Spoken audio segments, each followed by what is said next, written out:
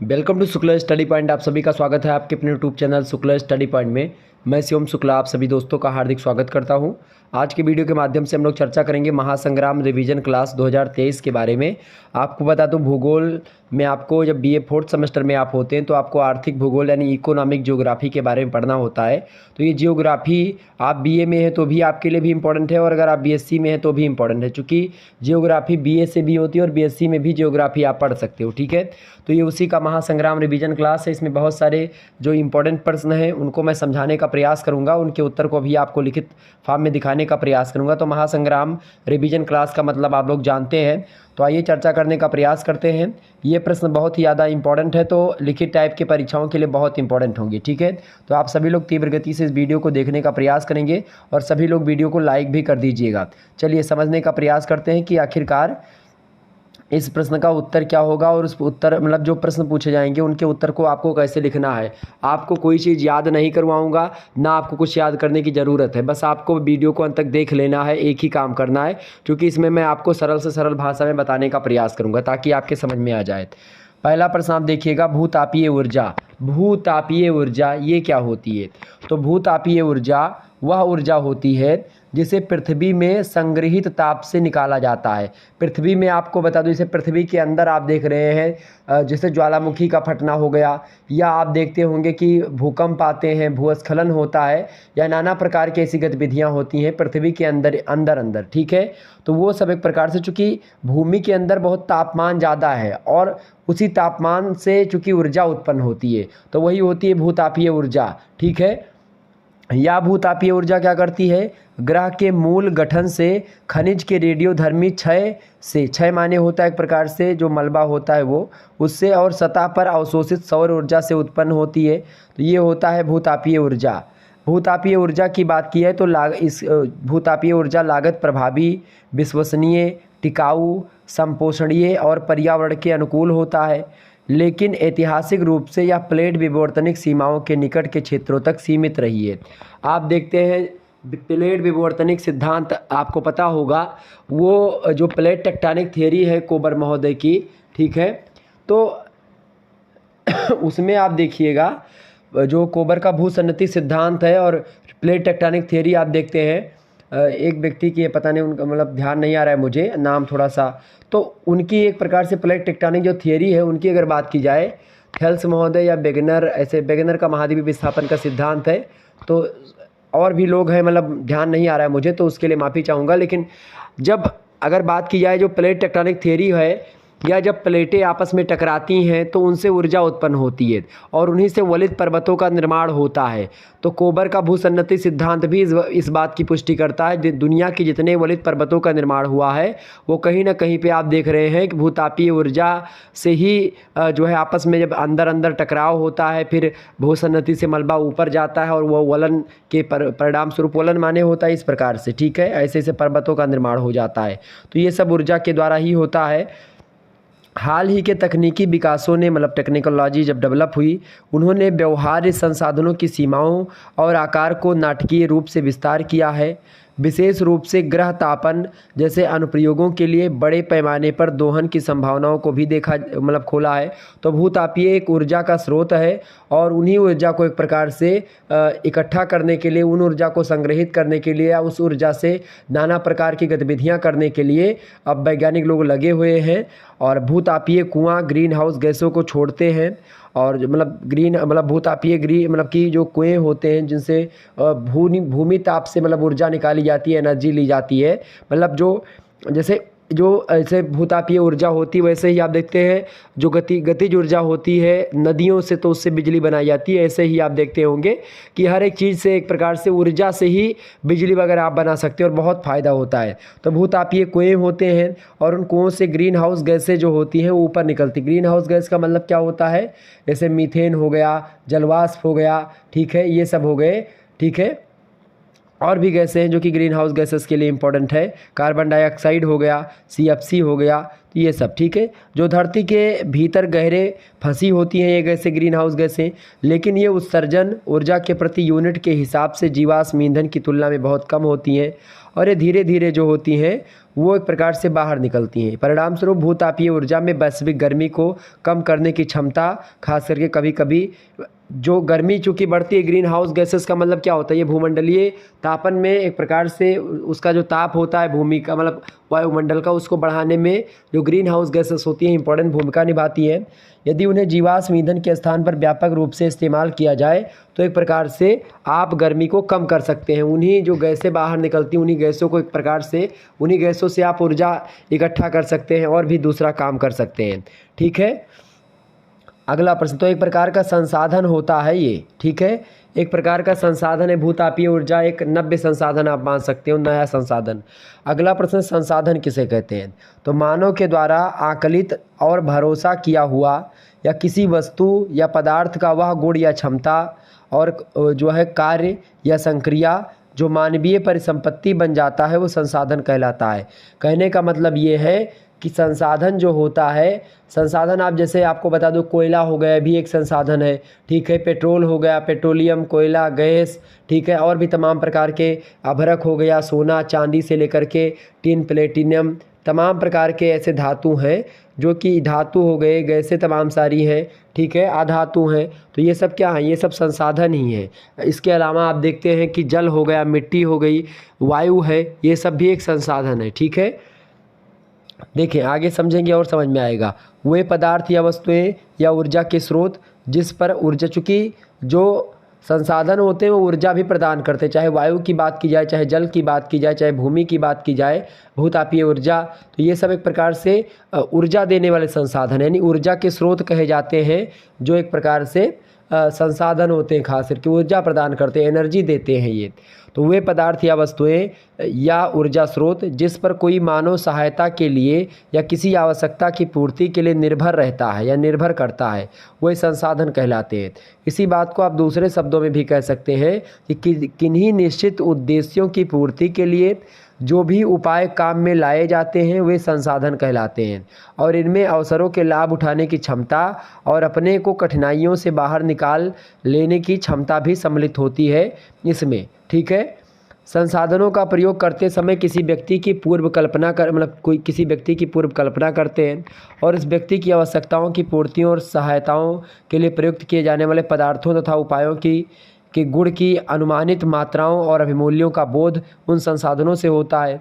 मानव के द्वारा अनुमानित उन गुणों से यह प्रकट होता है कि कोई वस्तु ऐसी है जो किन्हीं ऐसे निश्चित उद्देश्यों की पूर्ति कर सकती है जिन पर कोई मानव सहायता या पूर्ति के लिए निर्भर करता है। कुल मिलाकर के मनुष्य मिट्टी पर भी निर्भर है, कोयले पर भी निर्भर है, पेट्रोलियम पर अगर पेट्रोलियम ख़त्म हो जाए तो आप देखो कि एक प्रकार से ऊर्जा का बहुत बड़ा भाग एक प्रकार से, या हिंदुस्तान में जो गाड़ी मोटर चल रहे हैं या हिंदुस्तान में पूरी पृथ्वी पर, तो पेट्रोलियम वगैरह से, डीजल से, पेट्रोल से, इन्हीं सब से चल रहे हैं। गैस आजकल पूरे भारत के घर घर में एक प्रकार सप्लाई हो चुका है। तो आप देखते हैं कि वो सब जैसे अगर ये सब संसाधन ही तो हैं, कब ख़त्म हो जाए कुछ पता नहीं है।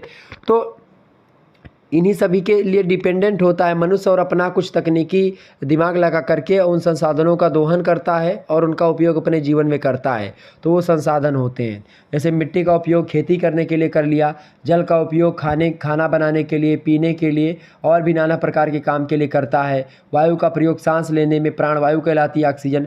तो कई प्रकार के उपयोग ऐसे दैनिक जीवन में जो प्राकृतिक संसाधन है, वे संसाधन दो प्रकार के होते हैं, एक प्राकृतिक संसाधन और एक मानवीय संसाधन। प्राकृतिक संसाधनों में ऐसे संसाधन जो कि प्रकृति के द्वारा बनाए गए हैं, मानवीय संसाधन जो मनुष्य के द्वारा बनाए जाते हैं। ठीक है, देखिए तीसरा प्रश्न, स्वेज नहर। स्वेज नहर किसे, मतलब स्वेज नहर का बहुत महत्व है, ये बात आप ध्यान रखेंगे। स्वेज नहर आर्थिक दृष्टि से बहुत उपयोगी है और आपको बता दूं, स्वेज नहर की बात की जाए तो भूमध्य सागर को लाल सागर से जोड़ती है यह नहर, और इसकी खुदाई जो हुई थी 1859 ईस्वी में अलेक्जेंड्रिया में स्थित फ्रांसीसी दूतावास के एक इंजीनियर थे, फर्डिनेंट डी लेलेप्स। ठीक है, तो इन्होंने क्या करा था, इन्होंने इसकी खुदाई करी थी। किसने करी थी भाई? उनका नाम क्या है? Ferdinand de Lesseps. तो फर्डिनेंट डी लेसेप्स के निर्देशन में जो है इसकी खुदाई शुरू हुई थी 1859 ईस्वी में, और नहर का निर्माण जो है 10 वर्षों में लगभग पूरा हुआ। और 1859 ईस्वी मतलब 69 ईस्वी में आप देखिएगा नहर का उद्घाटन हुआ 1859 में मतलब खुदाई मतलब शुरू तो हुई, लेकिन उसके बाद में 6 9 यहाँ पर कर लीजिएगा, चूँकि 10 वर्षों के बाद में उद्घाटन हुआ। और सुएज़ नहर के द्वारा यूरोपीय देशों और भारत, बांग्लादेश, इंडोनेशिया, ये सभी एशियाई देशों के बीच की जो दूरी थी एक प्रकार से यूरोप को लेकर के वो कम हुई। इसके अलावा सुएज मार्ग के द्वारा आप देखते लिवरपूल से मुंबई तक आप देख लीजिएगा लगभग 8,000 किलोमीटर जो है वो कमी आई है उसमें। और लिवरपूल और याकोहामा के बीच 5400 किलोमीटर और लिवरपूल तथा सिडनी के बीच 2000 किलोमीटर की बचत हुई है ये नहर बन जाने के परिणाम स्वरूप। तो बहुत ज़्यादा फ़ायदा हुआ है व्यापारिक दृष्टिकोण से और बहुत उपयोगी है व्यापार की दृष्टि से। अगर आप देखिएगा व्यापारिक दृष्टिकोण से बहुत ज़्यादा उपयोगी है कौन सी नहर, सुएज नहर, ठीक है। इससे अंतर्राष्ट्रीय व्यापार को प्रोत्साहन मिला है और विशेष करके ग्रेट ब्रिटेन और कॉमनवेल्थ के जो देश हैं उनके बीच व्यापार में वृद्धि हुई। कॉमनवेल्थ के देश मतलब ऐसे देश जो कि महारानी विक्टोरिया से रिलेटेड है, महारानी विक्टोरिया का अप्रत्यक्ष रूप से जहाँ पर शासन है। कॉमनवेल्थ में भारत भी शामिल है, ये बात ध्यान रखिएगा, लेकिन भारत पर कोई मामला होता है तो उस पर इंग्लैंड का कोई मतलब नहीं होता है। कॉमनवेल्थ में वे सभी देश अक्सर आ जाते हैं जिन पर कभी न कभी इंग्लैंड का शासन रहा है, उन ऐसे देश उनको कॉमनवेल्थ का देश कहा जाता है। ग्रेट ब्रिटेन में आप देखते 3 देश वैसे शामिल हो जाते हैं, ठीक है। आयरलैंड, उत्तरी आयरलैंड मतलब आयरलैंड, उत्तरी आयरलैंड और ये वेल्स और एक प्रकार से इंग्लैंड, ठीक है, ये सब शामिल हो जाते हैं। तो ये सब सुएज नहर की दृष्टि से बहुत ज़्यादा उपयोगी हुए हैं ये सब देश और बहुत अच्छे तरीके से प्रगति कर रहे हैं। सुएज नहर के बन जाने से आपको बता दूं बहुत ईंधनों की बचत हुई है। ईंधन के बचत के साथ ही साथ आपको बता दूं कि कम समय भी लगता है, दूरियां कम हो गई हैं, कम समय में अधिक से अधिक व्यापार हुआ है, अंतर्राष्ट्रीय व्यापार को बढ़ावा मिला है, यूरोप और एशिया की दूरी कम हुई है, ठीक है, नाना प्रकार के फ़ायदा हुए हैं। दूसरी नहर है इसी प्रकार से पनामा नहर। पनामा नहर जो है ये अटलांटिक महासागर और प्रशांत महासागर को मिलाती है और इस नहर का उद्घाटन जो है 15 अगस्त 1914 ईस्वी को हुआ था। यह नहर 82 किलोमीटर लंबी है और नहर की चौड़ाई 16 किलोमीटर है। इसकी गहराई कम से कम 12 किलोमीटर के आसपास है, 12 मीटर के आसपास है, किलोमीटर नहीं, गहराई की बात हो रही, मीटर में होगी, ठीक है। तो 12 मीटर गहराई है, 16 किलोमीटर चौड़ाई है और 82 किलोमीटर की ये लंबी एक प्रकार से नहर है। और नहर का सबसे ऊंचा भाग समुद्र तल से 26 मीटर ऊंचा है। इसमें 3 स्थानों पर लॉक्स लगे हुए हैं, ठीक है। कौन कौन से स्थान? पहला स्थान गातून लॉक्स अटलांटिक सिरे पर लगा हुआ है, पेड्रो लॉक्स जो लगा हुआ है बीच में लगा हुआ है और मिराफ्लोर्स लॉक्स जो है एकदम सिरे पर लगा हुआ है। नहर को पार करने में एक जहाज़ को लगभग 7 से 8 घंटे लगते हैं, चाहे आप देखेंगे अटलांटिक महासागर से प्रशांत महासागर को जाना हो, चाहे प्रशांत महासागर से अटलांटिक महासागर में आना हुआ, ठीक है। अच्छा, इससे क्या हुआ, यूरोप और अमेरिका के बीच की दूरी बहुत कम हुई है, ठीक है। यूरोप और अमेरिकन देशों को जोड़ने के लिए एक प्रकार से ये नहर बहुत उपयोगी है, ठीक है। और इससे बहुत ज़्यादा व्यापारिक दृष्टिकोण में बढ़ावा मिला है और अंतर्राष्ट्रीय व्यापार को बहुत ज़्यादा एक प्रकार से लाभ हुआ है। पनामा नहर के बन जाने से सबसे पहली बात संयुक्त राज्य अमेरिका के पूर्वी एवं पश्चिमी भाग में एक प्रकार से मित्रता हुई है और इकट्ठा हो गए हैं। संयुक्त राज्य अमेरिका के पूर्वी और दक्षिणी अमेरिका के पश्चिमी भाग में एक प्रकार से बन जाने से बहुत फ़ायदा हुआ है। संयुक्त राज्य अमेरिका के पूर्वी भाग और एशियाई देशों में भी एक प्रकार से थोड़ा अंतर्राष्ट्रीय व्यापार बढ़ा है। संयुक्त राज्य अमेरिका के पूर्वी भाग और ऑस्ट्रेलिया, न्यूजीलैंड में भी ऐसी सिचुएशन देखने को मिली। पश्चिमी यूरोपीय देशों और पश्चिमी संयुक्त राज्य अमेरिका में, दक्षिणी अमेरिका के पश्चिमी तट में व्यापार को इन सभी में प्रोत्साहन मिला खास करके।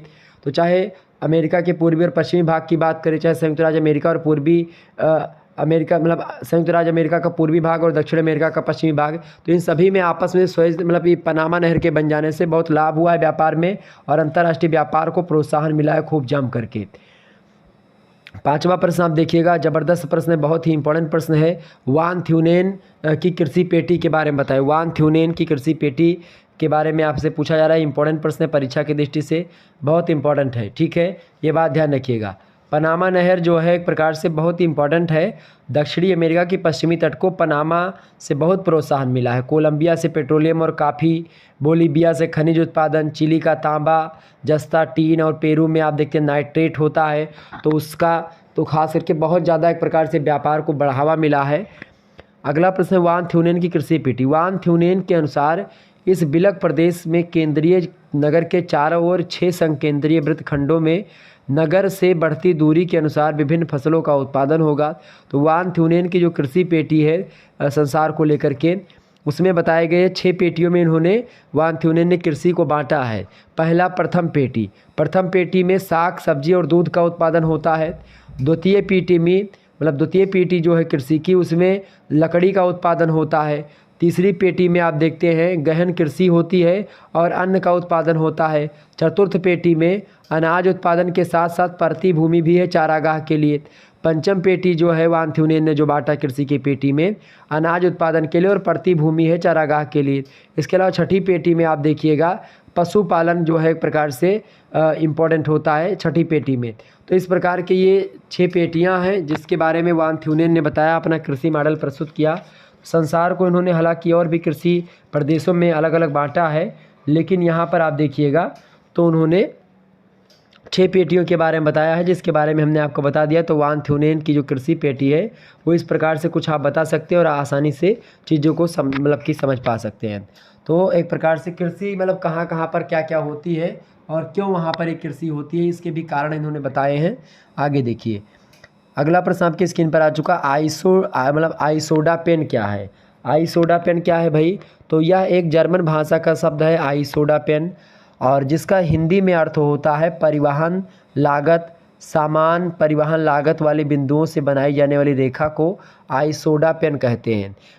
एक प्रकार से जो परिवहन लागत होती है, जैसे कि कहीं से व्यापार करना हुआ तो उसमें परिवहन लागत बहुत इंपॉर्टेंट भूमिका निभाता है। कहीं से भी आप जैसे सऊदी अरब से तेल आता है या कहीं से तेल आता है तो उसमें लागत मूल्य बहुत ज़्यादा हो जाती है, चूँकि एक प्रकार से जितना लाने में बहुत ज़्यादा तेल का खर्चा होता है, बहुत ज़्यादा एक प्रकार से जो है टाइम तो लगता है, इसके साथ ही साथ बहुत ज़्यादा खर्चा लगता है। तो वो होता है आइसोडा पेन। सामान परिवहन लागत वाले जो बिंदु होते हैं उन बिंदुओं से बनाई जाने वाली रेखा को हम आइसोडा पेन कहते हैं। अगला प्रश्न तीसरा 7वां प्रश्न, तृतीयक क्रियाएं क्या होती है? देखिए, तृतीयक क्रियाएं जो होती हैं अगर उनकी बात की जाए तो तृतीयक आर्थिक क्रियाओं के अंतर्गत वे सभी क्रियाएं शामिल होती हैं जो प्राथमिक और द्वितीयक आर्थिक क्रियाओं से प्राप्त उत्पाद और वस्तुओं को उपभोक्ता व्यापारी तक पहुंचाती हैं। इसके अंतर्गत परिवहन हो गया, संचार हो गया, ये सब शामिल होता है। द्वितीयक कृषि में जैसे कि मान लेते हैं, आपको मैं बता दूं क्या क्या, जैसे मनुष्य जो है उसमें एक प्रकार से मनुष्य को मिट्टी मिली है, वो खेती करता है। मनुष्य को एक प्रकार से प्राकृतिक संसाधन क्या है, वो एक प्रकार से क्या कर रहा है, वो एक प्रकार जैसे जंगल में लकड़ी है, अब लकड़ी पेड़ है, ये भगवान ने एक प्रकार से दिया है, प्रकृति के द्वारा पेड़ बनाया गया। अब प्रकृति से पेड़ पहले से निर्मित है, अब आप उस पेड़ की कटाई करके अगर कुर्सी बना दोगे तो कुर्सी क्या होगी? द्वितीयक क्रियाकलाप होगा कुर्सी। प्राथमिक क्रियाकलाप आप पेड़ को काट करके काटेंगे, पेड़ एक प्रकार से प्राथमिक क्रियाकलाप हो गया। पशुपालन हो गया प्राथमिक क्रियाकलाप, खेती करना प्राथमिक क्रियाकलाप। लेकिन अगर एक प्रकार से लकड़ी प्राप्त करने के बाद में उससे मेज़ बनाया जाए, बेड बनाया जाए, सोफ़ा सेट बनाया जाए, ठीक है, ये सब बनाया जाएगा तो वो क्या हो जाएगा? वो एक प्रकार से हो जाएगा आपका द्वितीयक क्रियाकलाप, ठीक है। और उसी को संचार और इन सभी का सहारा लेकर के, परिवहन का सहारा लेकर के व्यापारिक दृष्टिकोण से अगर करेंगे तो तृतीयक क्रियाकलाप हो जाएगा। द्वितीयक क्रियाएं में आप क्या शामिल है भाई?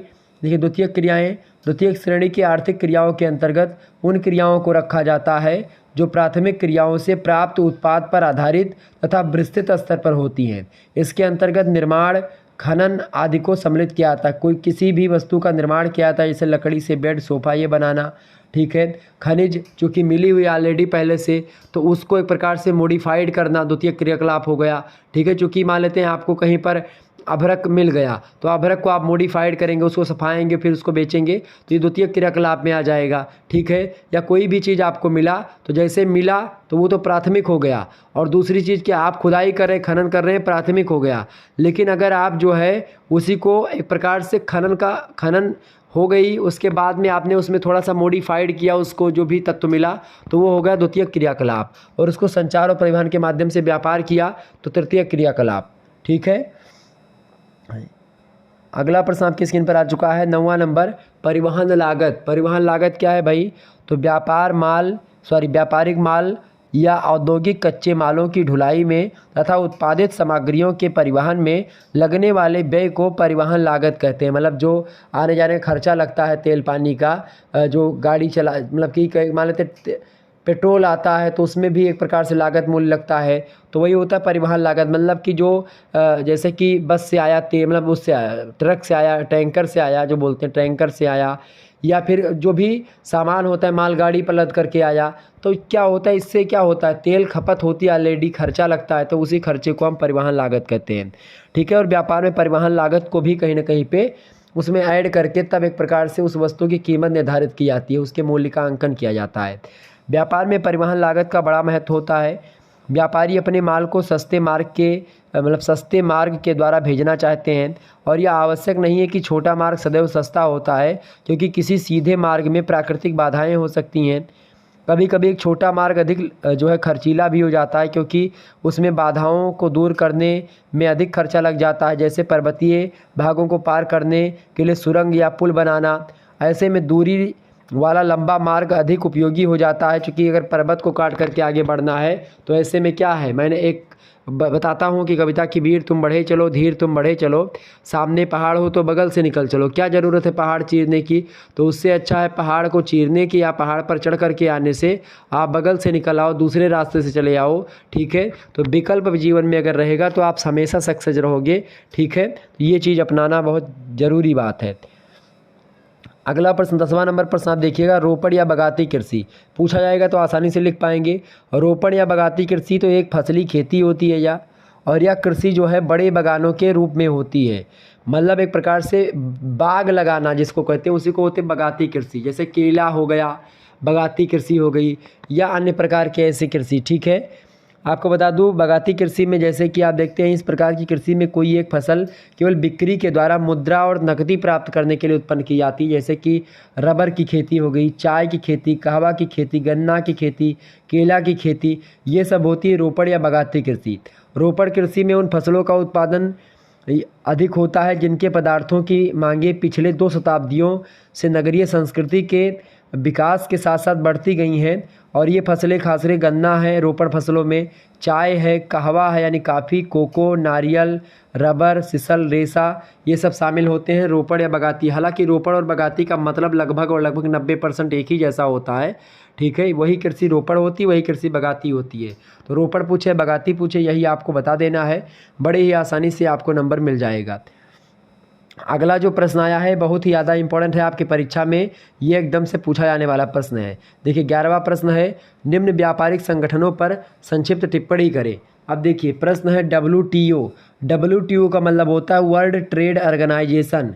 वर्ल्ड ट्रेड ऑर्गेनाइजेशन का मतलब होता है हिंदी में विश्व व्यापार संगठन। तो विश्व व्यापार संगठन के बारे में आपको 50 शब्द में लिखने के लिए बोला जाएगा, तो आप लिख सकते हैं कि अंतर्राष्ट्रीय व्यापार को बढ़ावा देने के लिए या अंतर्राष्ट्रीय व्यापार को बढ़ावा देने, व्यापार में परिमाणात्मक प्रतिबंधों को हतोत्साहित करने तथा व्यापार की समस्या को सुलझाने के लिए 30 अक्टूबर को 1947 का समय है। गैट की गई बाद में इसी गैट की स्थापना होती है और बाद में इसी गैट संगठन को समाप्त करके WTO बना दिया जाता है 1995 ईस्वी में। 1947 ईस्वी में 30 अक्टूबर को गैट की स्थापना होती है GATT की। गैट का मतलब होता है जर्नल एग्रीमेंट ट्रैफिक्स, मतलब कि टैरिफ्स एंड ट्रेड। ठीक है, इसको बोलते हैं गैट। अब इसी गैट को एक प्रकार से बना दिया गया क्या, WTO के नाम से, समझ रहे हैं। तो WTO आपके बारे में मतलब WTO जो है वर्ल्ड ट्रेड ऑर्गेनाइजेशन, विश्व व्यापार संगठन है जो कि विश्व व्यापार को बढ़ावा देता है। विश्व व्यापार में जो कमियां आती हैं या विश्व व्यापार से रिलेटेड जो चीज़ें होती हैं उसका निर्धारण करना हुआ, किस देश को कैसा व्यापार करना है, तमाम प्रकार की चीज़ों के बारे में ये बताता है। ठीक है आगे देखिए गैट के बारे में अगर आपसे पूछे तो गैट क्या है भाई, तो गैट जो होता है, गैट का अंग्रेजी में इसका फुल फॉर्म होता है general agreement tariffs and trade, और हिंदी में इसको बोलते हैं प्रशुल्क एवं व्यापार का सामान्य समझौता। ठीक है, 30 अक्टूबर 1947 को स्थापना की जाती है और बाद में इसको 1995 ईस्वी में WTO के नाम से इसको एक प्रकार से इस संगठन को एक प्रकार समाप्त करके WTO की स्थापना 1995 में उसी का नाम बदल करके कर दिया जाता है। अगला प्रश्न आप देखिएगा आसियान। आसियान यानी ASEAN, आसियान। आसियान कंट्रीज जो हैं एक प्रकार से, तो ये इसमें 5 देश शामिल हैं, खास करके आसियान में 5 देश शामिल हैं, ठीक है। एक तो मलेशिया शामिल है, एक सिंगापुर शामिल है, एक थाईलैंड है और इंडोनेशिया और फिलीपाइंस। और इस गठन का जो स्थापना हुई है आसियान की, 1975 ईस्वी में आसियान की स्थापना हुई है। बात भी आप ध्यान रखिएगा, ओके। कब हुई है स्थापना भैया? स्थापना हुई है आसियान की 1975 ईस्वी में। इसमें कितने देश शामिल हैं? इसमें 5 देश शामिल हैं। कितने देश भैया शामिल हैं? 5 देश इसमें शामिल हैं, ओके। बहुत ही इंपॉर्टेंट तरीके से आप लोग समझ रहे हैं और बड़े अच्छे तरीके से आप लोग वीडियो को लाइक और शेयर भी करते हैं, तो आप लोग प्लीज़ इस वीडियो को भी लाइक और शेयर कर दीजिएगा ताकि इसी प्रकार से और वीडियोज़ आपको मिलती रहें। तो फिलीपाइंस, इंडोनेशिया, सिंगापुर, थाईलैंड और मलेशिया, ये 5 देश इसमें शामिल हैं। ये बात ध्यान रखिएगा, इंपॉर्टेंट है परीक्षा की दृष्टि से। और इन देशों ने परस्पर मैत्री और सहयोग की जो संधि की थी, उसका उद्देश्य था कि व्यापार के क्षेत्रों में या अन्य किसी कठिनाई में एक सदस्य देश जो होंगे वो दूसरे सदस्य देश की सहायता करेंगे। और चावल और तेल जो होगा उन सभी की, या ये चावल या तेल या फिर अन्य और चीज़ों की या किसी भी चीज़ की किसी देश को कमी होगी तो वो सदस्य देश जो होंगे अन्य देशों की अपेक्षा उसे व्यापार में प्राथमिकता देंगे। मतलब पहले अगर मलेशिया में तेल ख़त्म होता है तो इंडोनेशिया सोचेगा कि पहले हम मलेशिया को दें, उसके बाद में फिर हम भारत को देंगे। मतलब प्राथमिकता हमेशा मलेशिया, सिंगापुर, थाईलैंड और फिलीपींस को देंगे, ठीक है, इंडोनेशिया वाले। या अगर सिंगापुर की बात की जाए तो सिंगापुर हमेशा मलेशिया, थाईलैंड, इंडोनेशिया और फिलीपाइंस को प्राथमिकता देगा, ना कि अमेरिका और इंग्लैंड को देगा या भारत को देगा। तो आसियान कंट्रीज यही है, 5 देश हैं आसियान के। कौन कौन से? मलेशिया, सिंगापुर, थाईलैंड, इंडोनेशिया और फिलीपाइंस, ठीक है। अगला जो आपका संगठन है वो संगठन है एफ्टा। एफ्टा संगठन की बात की जाए, EFTA की अगर बात की जाए तो अपने व्यापार संबंधों को यूरोपीय देशों से बनाए रखने के लिए ब्रिटेन ने ECM के विपरीत संघ की स्थापना करी। ECM के स्थान पर ECM चूँकि स्थापना थी तो ब्रिटेन ने क्या किया? ECM के विपरीत संघ की एक स्थापना करी जिसका नाम यूरोपियन स्वतंत्र व्यापार एसोसिएशन रखा, एफ्टा जिसको बोलते हैं, यूरोपियन फ्री ट्रेड ऑर्गेनाइजेशन या एसोसिएशन बोलेंगे, ठीक है। तो एफ्टा का फुल फॉर्म क्या होता है? एफ्टा का फुल फॉर्म होता है यूरोपियन फ्री ट्रेड एसोसिएशन, ठीक है। विश्व मतलब यूरोपीय स्वतंत्र व्यापार एसोसिएशन होता है इसका फुल फॉर्म, ठीक है। और इसके अंतर्गत नॉर्वे इसमें शामिल है, इसके अलावा स्वीडन शामिल है, स्विट्ज़रलैंड शामिल है, ठीक है। इसके अलावा ऑस्ट्रिया शामिल है, पुर्तगाल शामिल है, फिनलैंड शामिल है, ब्रिटेन भी शामिल है। ब्रिटेन के द्वारा ही बनाया गया तो ब्रिटेन, ये इतने देश शामिल हैं किसमें? एफ्टा में। एफ्टा मतलब यूरोपियन स्वतंत्र व्यापार एसोसिएशन में स्वीडन, नॉर्वे, डेनमार्क, स्विट्ज़रलैंड, ठीक है, ऑस्ट्रिया, पुर्तगाल, फिनलैंड और ब्रिटेन शामिल है।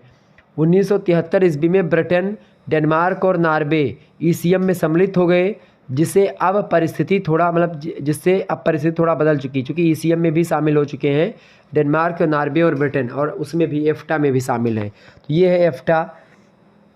अगला जो संगठन है उसका नाम है नाफ्टा। नाफ्टा क्या है भाई? नाफ्टा जो है ये जो उत्तर अमेरिका है उसका एक प्रकार से ट्रेड ऑर्गेनाइजेशन है, फ्री ट्रेड ऑर्गेनाइजेशन जिसको बोलते हैं। या देखिए नाफ्टा का फुल फॉर्म क्या होता है? नाफ्टा का फुल फॉर्म होगा North America free trade organisation या एग्रीमेंट बोल दीजिए। North American free trade agreement या North America free trade agreement, या उत्तरी अमेरिका का जो फ्री व्यापारिक जो एग्रीमेंट है या समझौता है, उत्तरी अमेरिका का मुक्त व्यापार समझौता, वो एक प्रकार से कहा जाता है शॉर्ट फॉर्म में उसको नाफ्टा। यह अमेरिका, मैक्सिको और कनाडा के बीच में एक व्यापार का समझौता है। 1 जनवरी 1994 ईस्वी से प्रभाव में आता है नाफ्टा, और इस समझौते के कारण 3 देशों के बीच माल की ढुलाई पर लगने वाला कर जो है वो समाप्त कर दिया गया। मतलब इन तीनों देशों का आपस में समझौता, नाफ्टा में व्यापार जो है फ्री ट्रेड है, कोई कर वर या टैक्स नहीं लगता है इन देशों में आपस में व्यापार करने का। तो ये होगा नाफ्टा संगठन। अगला प्रश्न है आपका जो है कामकान। कामकान जो संगठन है आप देखिएगा, CON कामकान। तो इस परिषद का गठन जो हुआ है यूरोप के समाजवादी राष्ट्रों के द्वारा किया गया है।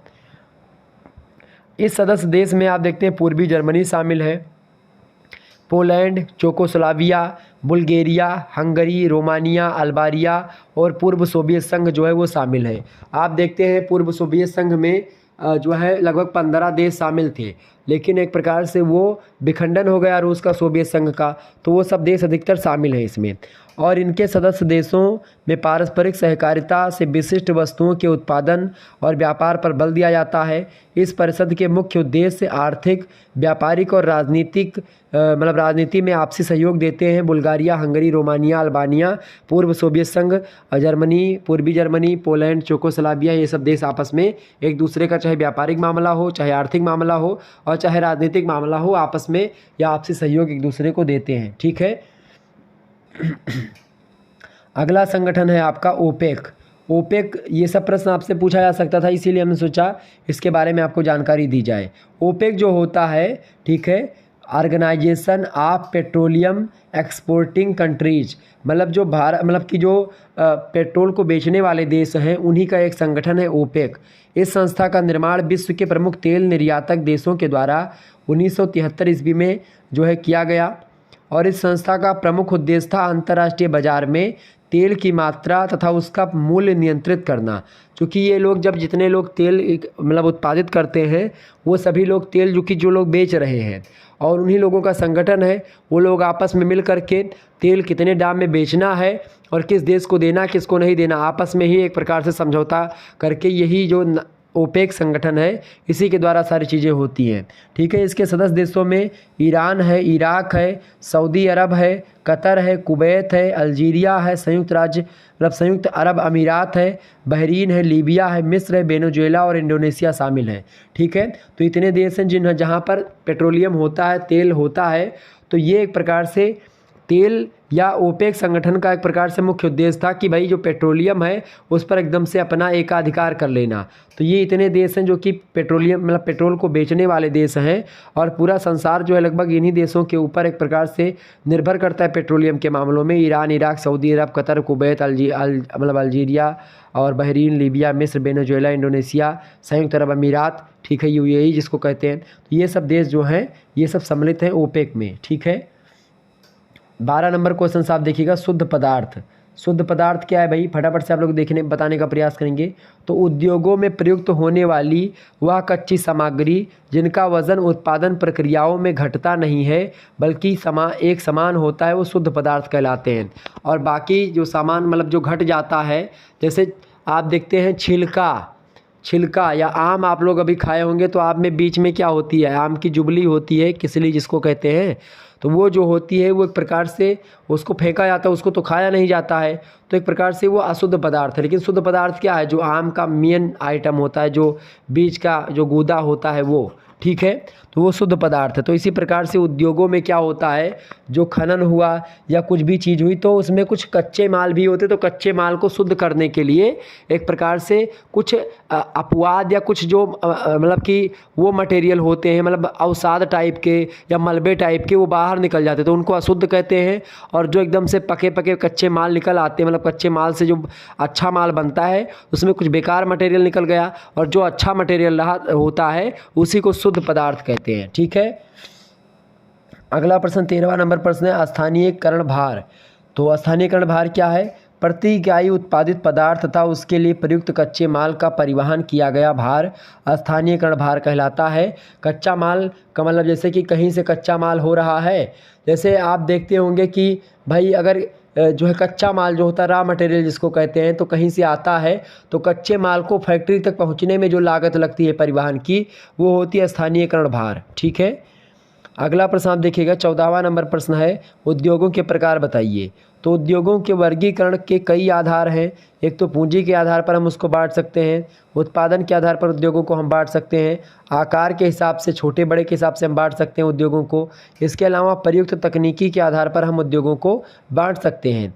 प्रयुक्त कच्चे माल तथा उत्पादन के आधार पर अगर देखें तो उद्योगों को 2 भागों में बांटा जाता है, और यही प्रचलित है, विद्वानों ने इस पर ज़्यादा फोकस किया है। सबसे पहली बात, भार ह्रास मूलक उद्योग, यानी ऐसे उद्योग जिनमें प्राप्त उत्पादन कच्चे माल के वजन की अपेक्षा बहुत कम होती है, वो भार ह्रास मूलक उद्योग कहते हैं। जैसे कि लौह इस्पात उद्योग, सीमेंट उद्योग, चीनी उद्योग, यहाँ पर एक प्रकार से क्या होता है, भार ह्रास मूलक उद्योग होते हैं। और ऐसे उद्योग, इसमें क्या होता है, प्राप्त उत्पादन कच्चे माल के वजन की अपेक्षा बहुत कम होता है।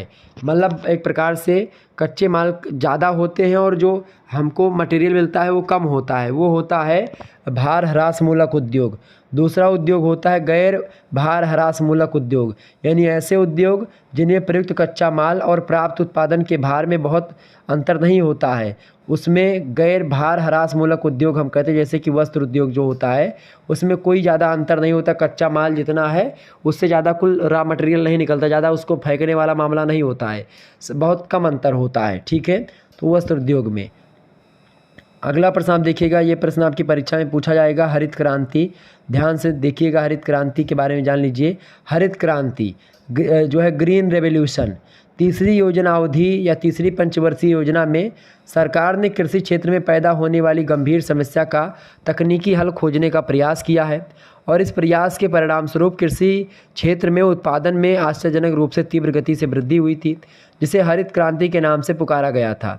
और हरित क्रांति से आशय देश में 1966 के बाद कृषि उत्पादन में उस भारी वृद्धि से है जो अल्प अवधि मतलब कम समय में अधिक उपज मतलब ज़्यादा उपज देने वाली उन्नत किस्म की बीज जो हैं और रासायनिक उर्वरक जो हैं उनके प्रयोग के द्वारा एक प्रकार से ज़्यादा उत्पादन करना, खासकर गेहूं और चावल की। ठीक है, तो ये एक प्रकार से कृषि तकनीकी और उन्नत किस्म की बीज और फर्टिलाइज़र का प्रयोग करके, जैसे जहाँ पर गेहूँ 1 बीघे में 1 कुंटल या 2 कुंटल निकलता था, अब गेहूँ 4 से या 3 या 4 या 5 कुंटल निकलने लगा। ये हुआ ग्रीन रेवोल्यूशन। ठीक है, अगला प्रश्न आप देखिएगा, 16वां नंबर प्रश्न आपकी स्क्रीन पर आ चुका है। औद्योगिक प्रदेश। औद्योगिक प्रदेश ऐसे विस्तृत क्षेत्र हैं जहां विभिन्न श्रृंखला में बृहद उद्योगों के कारखाने स्थित हों तथा औद्योगिक भूदृश्य विकसित हो, वो औद्योगिक प्रदेश कहे जाते हैं। औद्योगिक प्रदेशों में कारखानों की संख्या से अधिक महत्व उद्योगों की श्रृंखलाबद्धता एवं संबद्धता से होता है। जैसे कि किसी भी प्रदेश में औद्योगिक प्रदेश की संज्ञा पाने के लिए उसमें औद्योगिक भूदृश्य का विकसित होना आवश्यक है। औद्योगिक भूदृश्य का सीधा सा मतलब होता है, कहीं पर जैसे अगर उद्योग स्थापित हुआ है तो वहाँ पर बाजार का होना परम आवश्यक है नज़दीक, वहाँ पर परिवहन एक प्रकार से यानी कि सड़क मार्ग बढ़िया हो। ठीक है, संचार यानी नेटवर्क बढ़िया हो, मोबाइल फ़ोन से बातचीत हो जाए। ठीक है, इसके अलावा कच्चे माल की सुविधा भी बगल से मिल जाए। इसके अलावा और भी अगर कोई दूसरा जो उसका को उद्योग है, को उद्योग मतलब होता है जो सहयोगी उद्योग है, वो भी बगल में मिल जाए, तो वो होता है एक प्रकार से औद्योगिक प्रदेश। ठीक है, अगला प्रश्न आप देखिएगा, 17वां नंबर प्रश्न आपकी स्क्रीन पर आ चुका है, भूमंडलीकरण। जैसे कि मान लेते हैं कहीं अगर दर्जी की दुकान है तो मतलब कहीं अगर मतलब कपड़े बेचने की दुकान है, खुला थोक जो कपड़ा होता है, कपड़ा बिक रहा है और बगल में दर्जी की दुकान है, तो दर्जी की दुकान और बगल में कपड़ा मिल रहा है तो तुरंत वहाँ से कपड़ा लिया, तुरंत सिलवा लिया, तो ये होता है उद्योगों का एक प्रकार से प्रदेश। ठीक है, चूँकि बगल बगल सारी चीज़ें हैं, जैसे बगल में जहाँ पर चाय मिल रहा है वहीं पर समोसा भी मिल जाए, या जहाँ पर जो है एक प्रकार से कोई चीज़ मिल रही मान लेते हैं जहाँ पर, अब उसका उदाहरण नहीं देंगे हम, तो वो ज़्यादा चलता है। आगे देखिए, भूमंडलीकरण। प्रश्न है भूमंडलीकरण या वैश्वीकरण जिसको आप बोलते हैं, तो प्रत्येक देश का अन्य देशों के साथ वस्तु, सेवा, पूंजी और बौद्धिक संपदा का अप्रतिबंधित आदान प्रदान ही वैश्वीकरण कहलाता है। मतलब अप्रतिबंधित मतलब होता है कोई बंधन ना हो और एक प्रकार से आदान प्रदान हो, मतलब कि वस्तुओं का, सेवाओं का, पूंजी का और बौद्धिक संपदा का आदान प्रदान हो, तो ये होता है भूमंडलीकरण या वैश्वीकरण। ग्लोबलाइजेशन। वैश्वीकरण तभी संभव है जब ऐसे आदान प्रदान के मार्ग में किसी देश के द्वारा अवरोध उत्पन्न ना किया जाए और इन्हें कोई ऐसी अंतर्राष्ट्रीय संस्था संचालित करे जिसमें सभी देशों का विश्वास हो। समान नियम के अनुशासन में रह करके जब सभी देश अपने व्यापार और निवेश का संचालन करते हैं तो स्वाभाविक रूप से वह एक ही धारा में प्रवाहित होते हैं और यही वैश्वीकरण होता है। ठीक है, समझ में आ गई चीज़ें। वैश्वीकरण के मुख्य रूप से 4 अंग हैं। पहला अंग देखिए, व्यापार अवरोधकों को कम करना ताकि वस्तुओं का विभिन्न देशों में मतलब कि बिना रोक टोक के आदान प्रदान हो सके, तो पहला काम तो ये होता है। दूसरा वैश्वीकरण का लाभ या वैश्वीकरण के द्वारा ये होता है कि ऐसी परिस्थिति कायम करना जिसमें विभिन्न राज्यों में पूंजी का स्वतंत्र रूप से प्रवाह हो सके और सभी देश आगे बढ़ सके। तीसरा काम ऐसा वातावरण कायम करना कि टेक्नोलॉजी का निर्बाध प्रवाह जो है हर एक देश में हो सके और लोग एक प्रकार से आगे बढ़ें। चौथा बात यह है कि विकासशील देशों की दृष्टि से कम महत्वपूर्ण नहीं, मतलब विकासशील देशों की दृष्टि से कम महत्वपूर्ण नहीं, ऐसा वातावरण कायम करना जिसमें विश्व के विभिन्न देशों में श्रम का निर्बाध प्रवाह हो सके। तो श्रम सभी जगह पर जा सके और सभी जगह पर पूंजी जा सके, सभी लोग व्यापार कर सके, सभी लोग अपना विकास कर सके। ये होता है एक प्रकार से क्या, ये होता है मेरे भाई क्या, ये होता है एक प्रकार से वैश्वीकरण के द्वारा संभव। ठीक है। 18वां नंबर प्रश्न आप देखिएगा, कृषि प्रदेश। कृषि प्रदेश ऐसे विस्तृत क्षेत्र होते हैं जिसमें कृषिगत दिशाओं मतलब दशाओं में खास करके विशेषता फसलों की किस्मों और उनकी उत्पादन विधि में समरूपता मिलती है, वो कृषि प्रदेश कहते हैं। जैसे कृषि भूमि के उपयोग की विशिष्टताजन्य संबद्धता मिलती है। मतलब जैसे एक ही जैसे अगर कृषि होती है, यहीं पर केवल पशुपालन हो रहा है उस एरिया में तो उसको एक कृषि प्रदेश बोल दिया गया, या कहीं पर केवल धान गेहूँ हो रहा है तो उसको कृषि प्रदेश बोल दिया गया। ठीक है। डी विटलसी का जो कृषि प्रदेश है उनका वर्गीकरण मैंने आपको समझा रखा है ऑलरेडी पहले से, आप देख लीजिएगा। यह संबद्धता बहुधा कृषि प्रदेश विशेष रूप से कृषि कार्य में व्यवहृत उपकरणों तथा कृषक के आवास, रहन सहन के ढंग और जीवन स्तर में परिलक्षित होती हैं, और इस प्रकार कृषि मतलब कोई कृषि प्रदेश अन्य कृषि प्रदेशों में समरूपता और संबद्धता में विशिष्टता भिन्न हो जाता है। तो एक प्रकार से जैसे कहीं पर पशुपालन और गेहूं की और उसका फसल होता है, कहीं पर पशुओं के लिए केवल चारागाह वाला प्रदेश है, कहीं पर एक प्रकार से खास करके खूब गहन कृषि की जाती है, कहीं पर बस हल्की कृषि की जाती है, कहीं पर निर्वाहक कृषि जीवन के लिए की जाती है। तो ये सब होते कृषि प्रदेश। अगला प्रश्न आप देखिएगा, 19 नंबर प्रश्न है, फूटलूज उद्योग क्या है। फूटलूज उद्योग सामान्यतः उद्योगों के एक ऐसे पुकार होते हैं जिन्हें कभी भी किसी भी क्षेत्र में या किसी भी क्षेत्र में किसी भी स्थान में स्थापित किया जा सकता है। इस प्रकार के उद्योग में कच्चे माल की प्राप्ति, स्थान और स्थापित फैक्ट्री या उद्योग के बीच माल परिवहन लागत का कोई प्रभाव नहीं पड़ता है। उदाहरण के तौर पर अगर आप समझें, हीरा प्रसंस्करण और मोबाइल कंप्यूटर का चिप निर्माण हो गया। फूटलूज उद्योग का ये दो उदाहरण है, हीरा प्रसंस्करण और मोबाइल कंप्यूटर चिप निर्माण। इसमें ज़्यादा एक प्रकार से कहीं पर ना परिवहन लागत की कोई बात है, ना फैक्ट्री या स्थान का कोई मत, जहाँ है वहीं से काम हो गया। ठीक है। ये होता है फूटलूज उद्योग। 20वां नंबर प्रश्न आप देखिएगा, प्रश्न है प्राथमिक क्रियाएं क्या होती हैं। तो जीविकोपार्जन यानी कि जैसे कि कृषि करना, पशुपालन करना, तो जीविकोपार्जन तथा जीवन यापन के लिए की जाने वाली आर्थिक क्रियाओं या उद्यमों को व्यवसाय कहते हैं। प्राथमिक क्रियाओं में भोजन तथा वन सामग्री एकत्रित करना, शिकार करना, आखेट करना, आदिम ढंग से मछली पकड़ना, वन काटना, पशुचारण, आदिम प्रकार की कृषि करना, ये सब प्राथमिक क्रियाएं हैं।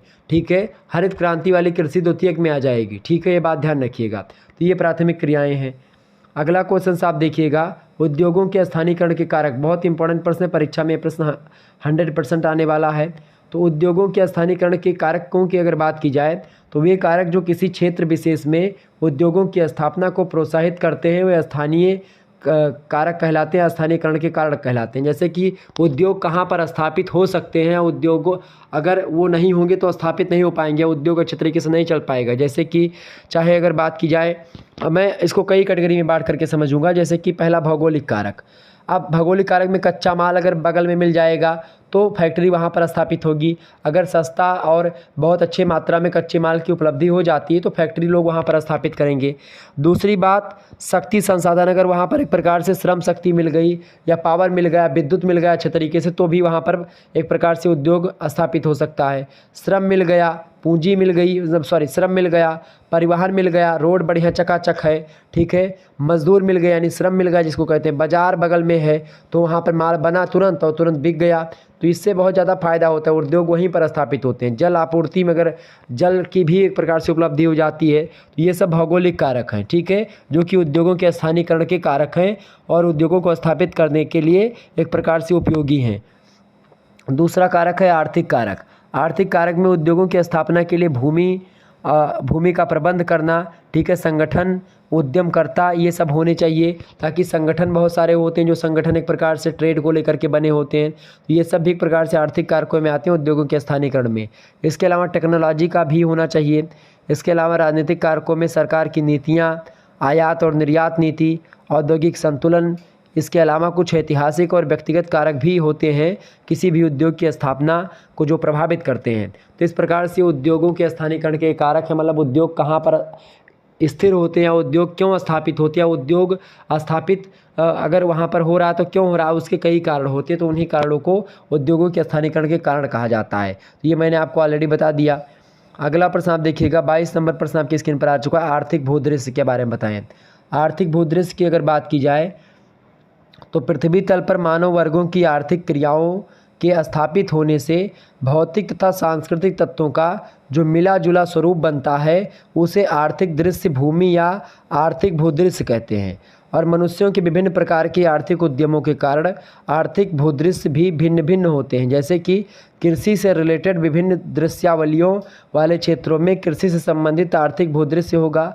उद्योगों के क्षेत्र में उद्योगों से रिलेटेड तथा परिवहन एवं व्यापार से संबंधित आर्थिक क्रियाओं वाले क्षेत्रों में अलग प्रकार का आर्थिक भूदृश्य होगा। तो ये होता है आर्थिक भूदृश्य, मतलब अलग अलग स्थानों पर अलग अलग टाइप के एक प्रकार से आर्थिक क्रियाएं होती हैं। ठीक है, तो वो होते हैं आर्थिक भूदृश्य। अगला प्रश्न आप देखिएगा, 23 नंबर क्वेश्चन आपकी स्क्रीन पर आ चुका है। स्थानांतरणशील कृषि से आप क्या समझते हैं? स्थानांतरणशील कृषि को झूमिंग कृषि भी कहा जाता है। ठीक है, और अलग अलग स्थानों पर इसको अलग अलग नाम से जानते हैं। काटो और जलाओ कृषि भी इसको कहते हैं। स्थानांतरणशील कृषि में कृषक जो होता है एक भूमि को साफ करता है, फिर उस पर फसल उगाता है और फसल काटने के बाद 2-4 बार फसलें और उत्पन्न करता है। उसके बाद में जब उस भूमि की उर्वरता कम हो जाती है, उर्वरक क्षमता क्षीण हो जाती है, तो जब उर्वरक क्षमता कम या क्षीण हो जाती है फिर उसके बाद में उस स्थान को छोड़ करके दूसरी भूमि पर जाते हैं, फिर जंगल को काटते हैं और उसको जलाते हैं, झाड़ियों को, फिर उसके बाद में खेत का निर्माण करते हैं और फिर उसमें कृषि करते हैं। और एक प्रकार से यही प्रक्रिया बार बार करते रहते हैं और क्षेत्र लगातार बदलते रहते हैं, स्थान बदलते रहते हैं। जैसे मिट्टी की उर्वरक क्षमता कम हुई वैसे दूसरे स्थान पर गए और वहाँ पर वही प्रक्रिया करी और इस प्रकार से कृषि करने लगे, तो इसको स्थानांतरणशील कृषि कहते हैं। चूँकि स्थान का अंतरण हो रहा है, स्थान लगातार बदल रहा है, ऐसी स्थिति या इस प्रकार की कृषि को स्थानांतरणशील कृषि कहते हैं। और इसको काटो और जलाओ कृषि इसलिए भी कहते हैं चूँकि इसमें ये कृषि खास करके आदिम प्रकार की कृषि है। जनजाति के लोग इस प्रकार की कृषि को ज़्यादा करते हैं और जंगल को काटते और जलाते हैं, इसीलिए इसको काटो और जलाओ कृषि भी कहते हैं। ठीक है, स्थानांतरणशील कृषि उष्णार्द्र वनों में, मतलब उष्ण और आर्द्र, मतलब जो एक प्रकार से आर्द्र, उष्ण और आर्द्र वन, मतलब जिसमें उष्णता भी होती है, गर्मी भी होती है और नमी भी होती है, उस प्रकार के वनों में अधिक की जाती है। और इसमें साधारणतया यंत्रों का, खास करके कुदाल का प्रयोग, खुरपी का प्रयोग, इन्हीं सभी का प्रयोग करके खेती की जाती है। इसे लदांग में, खास करके मलेशिया यानी इंडोनेशिया में इसको लदांग कहा जाता है। कैंगीन कहा जाता है फिलीपींस में। लंका में इसको चेना के नाम से जाना जाता है। रोडेशिया में इसको मिल्पर कहा जाता है इस कृषि को। सूडान में इसको नगासू कहा जाता है। ठीक है, तो इस प्रकार से अलग अलग देशों में, यहाँ तक कि भारत के अलग अलग स्थानों में इसको एक प्रकार से स्थानांतरणशील कृषि को अलग अलग नामों से जानते हैं। तो स्थानांतरणशील कृषि का मतलब ये होता है कि जंगल को काटते हैं, जलाते हैं और खेती की योग्य भूमि बनाते हैं, वहाँ पर 2-3-4 साल कृषि करते हैं, फिर भूमि में जब कृषि कम होने लगती है फिर उसको छोड़ करके दूसरे स्थान पर जाते हैं, फिर कृषि करते हैं। तो ये कृषि होती है, जंगलों में ही प्रायः कृषि होती है, उष्ण और आर्द्र वनों में कृषि की जाती है। ठीक है, अलग अलग नामों से इसको विभिन्न देशों में जानते हैं। ये होती है आपकी जो है स्थानांतरणशील कृषि। एग्जाम में पूछा जाएगा 100%, ये बात ध्यान रखिएगा। अगला प्रश्न है 24 नंबर, आप देखिएगा, ट्रैक कृषि क्या है? ट्रैक कृषि किसे कहते हैं भाई? फटाफट से आप लोग बताने का प्रयास करेंगे। ट्रक कृषि, तो नगरों से दूर जहां सब्जियों तथा फसलों के उत्पादन के लिए अनुकूल जलवायु दशाएं उपलब्ध होती हैं वहां उन्हें उगा करके ट्रकों या प्रशीतक युक्त गाड़ियों के द्वारा नगरों में पहुंचा दिया जाता है। ऐसे क्षेत्रों में उपयुक्त जलवायु द्वारा फसलों के जल्दी तैयार हो जाने का लाभ मिलता है, जिससे उत्पादक कृषक को बाजार में उनके उत्पादन का ऊंचा मूल्य मिल जाता है। और ऐसे कृषक वर्ग में केवल 1 या 2 फसलें ही पैदा होती हैं या पैदा करते हैं। ट्रक फार्मिंग जो है, ट्रक फार्मिंग के क्षेत्र बड़े औद्योगिक नगरों तथा महानगरों से दूर स्थित होते हैं। तो इस प्रकार से नगरों से दूर जहां सब्जियां और फलों के उत्पादन के लिए अनुकूल जलवायु होती है वहां पर एक प्रकार से ये दशाएं उपलब्ध होती हैं जहां पर खेती हो सकती है। तो वहां पर उन्हें एक प्रकार से उगा करके ट्रकों या प्रशीतन युक्त जो गाड़ियाँ होती हैं उनके द्वारा नगरों में पहुँचा दिया जाता है। तो ये होती है ट्रक फार्मिंग। ठीक है, अगला प्रश्न आप देखिएगा, 25 नंबर प्रश्न, शुष्क कृषि। शुष्क भूमि कृषि सिंचाई के लिए, सिंचाई के बिना ही कृषि करने की तकनीकी होती है और यह उन क्षेत्रों के लिए उपयोगी होती है जहाँ बहुत कम वर्षा होती है इसके अंतर्गत उपलब्ध सीमित नमी को संचित करके बिना सिंचाई करके ही फसलें उगाई जाती हैं। शुष्क कृषि का मतलब होता है बिना सिंचाई की कृषि को उत्पादित करना। ऐसे में क्या करते हैं, जो मिट्टी की नमी है उसको बनाए रखने के लिए कई प्रकार की विधियां अपनाई जाती हैं।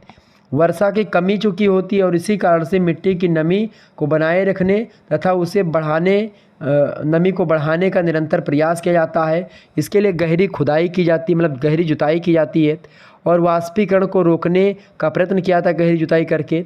और इस प्रकार की कृषि विशेष रूप से भूमध्य सागरीय जो प्रदेश हैं वहाँ पर और अमेरिका के कोलंबिया वाले पठार का जो इलाका है वहाँ पर आपको शुष्क टाइप की कृषि आपको मिलेगी, ठीक है, जहाँ पर वर्षा नहीं होती है और नमी को एक प्रकार से बना करके सिंचाई के भी साधन उतने उपलब्ध नहीं है, तो बिना सिंचाई की कृषि करने की तकनीकी। 26 नंबर प्रश्न आप देखिएगा।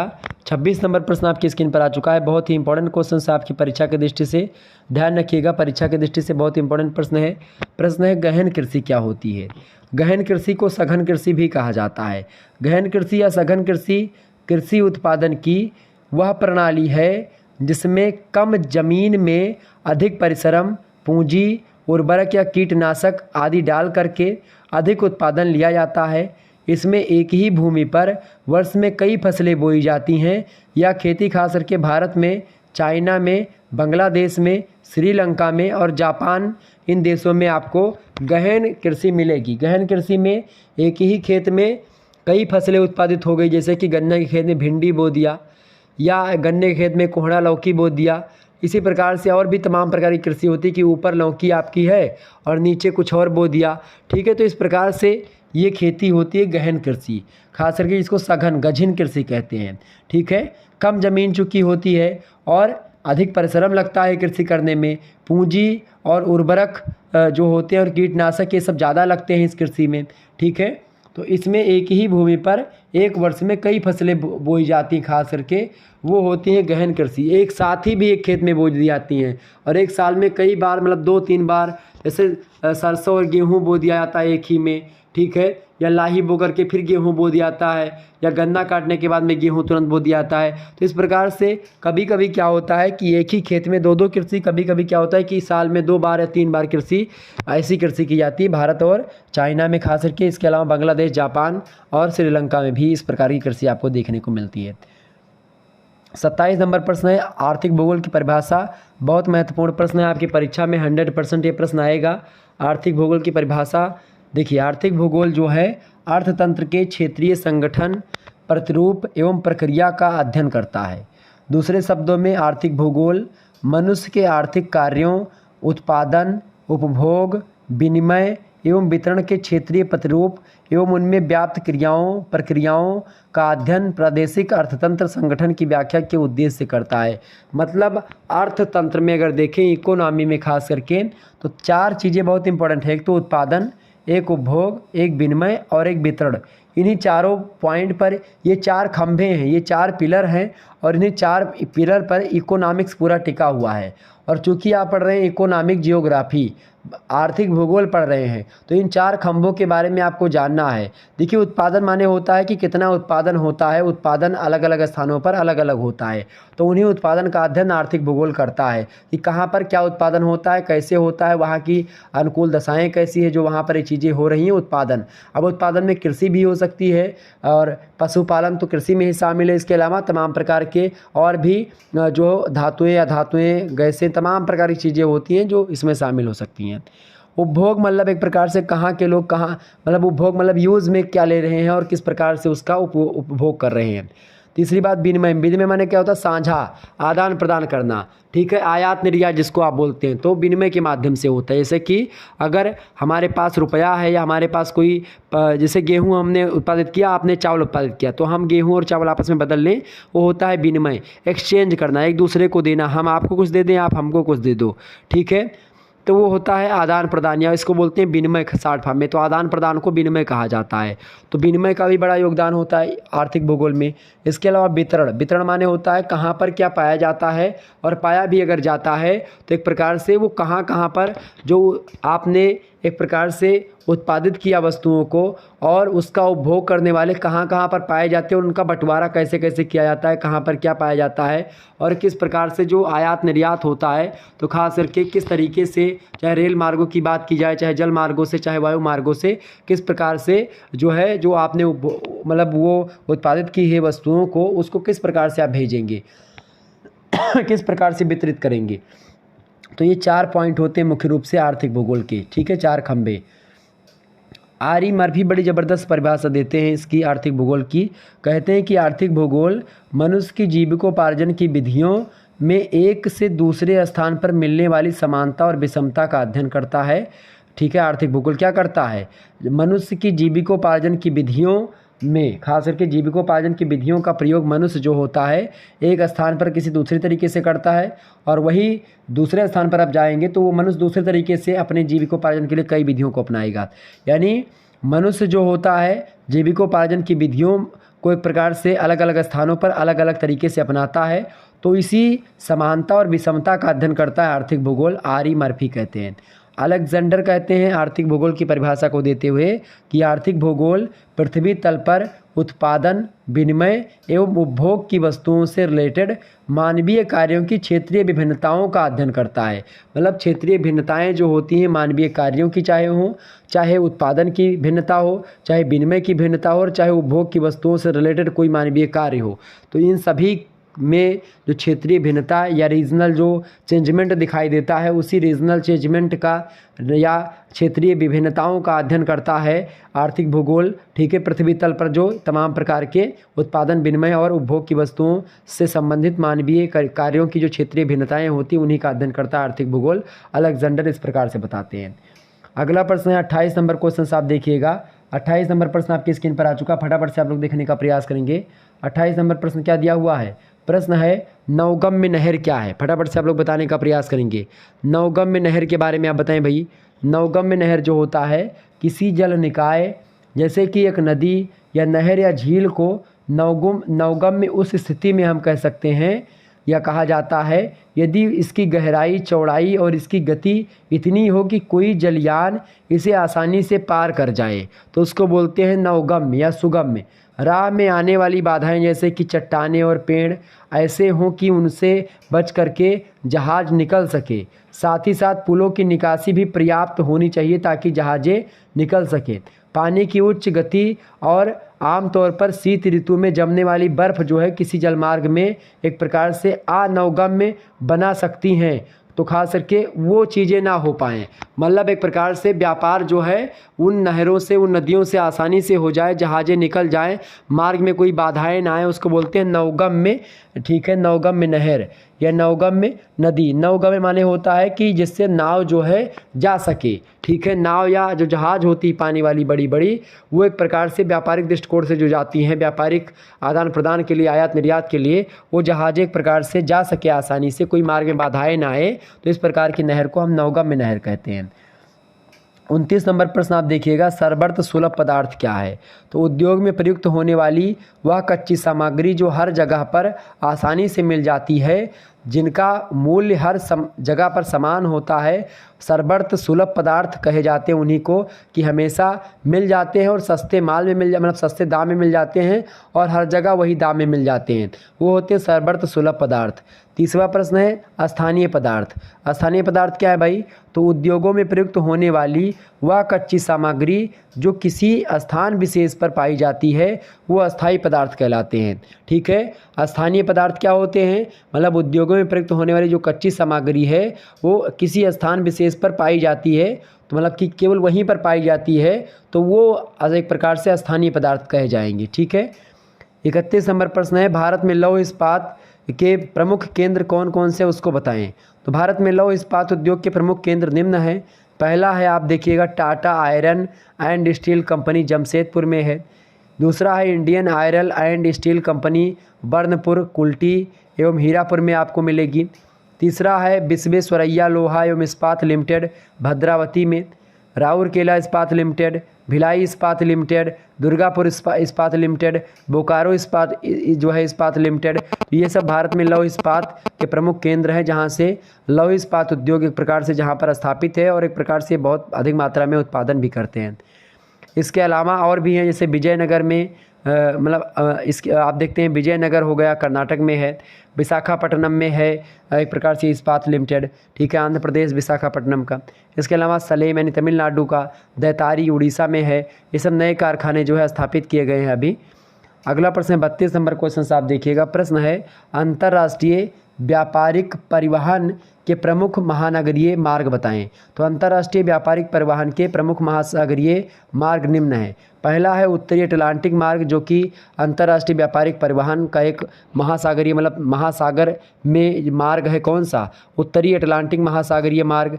दूसरा है भूमध्य सागरीय हिंद महासागरीय मार्ग। तीसरा है केप ऑफ गुड होप मार्ग। चौथा दक्षिणी अटलांटिक मार्ग।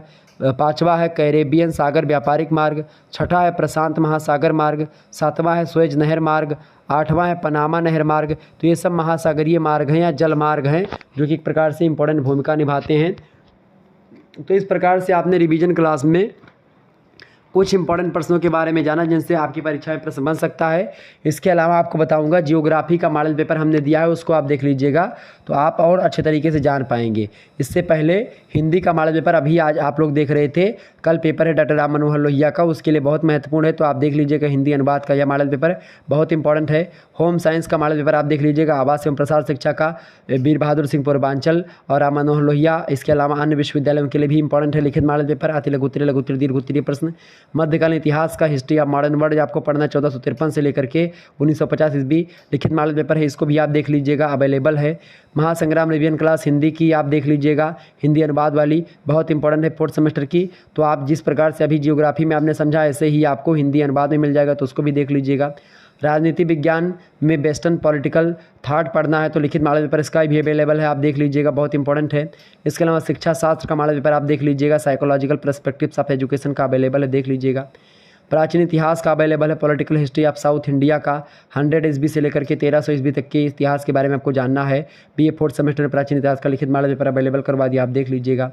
संस्कृत साहित्य का आप देख लीजिएगा, लिखित मॉडल पेपर मैंने दे दिया ऑलरेडी, आप देख सकते हो। काव्य शास्त्र एवं संस्कृत लेखन कौशल, जिसमें आपको पढ़ना था, ठीक है। इसके अलावा सैन्य विज्ञान का हमने दे दिया, स्ट्रेटेजिक थॉट के बारे में लिखित मॉडल पेपर बहुत ही ज़बरदस्त तरीके से आप देख लीजिएगा।